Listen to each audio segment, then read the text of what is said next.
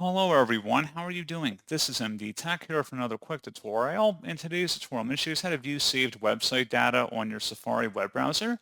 So this should hopefully be a pretty straightforward process here, guys. And without further ado, let's go ahead and jump straight into it. So all you have to do is select the Safari button up in the top menu bar, and then go down and select where it says Settings. You want to select the Privacy tab at the top here, and where it says Website Data, select Manage Website Data. And then any website should be listed here of any information they have on you. And then you just can select that website and then remove all website data basically. And then select Done to confirm your changes.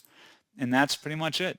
So as always, thank you guys for watching this brief tutorial. I do hope I was able to help you out. And I do look forward to catching you all in the next tutorial. Goodbye.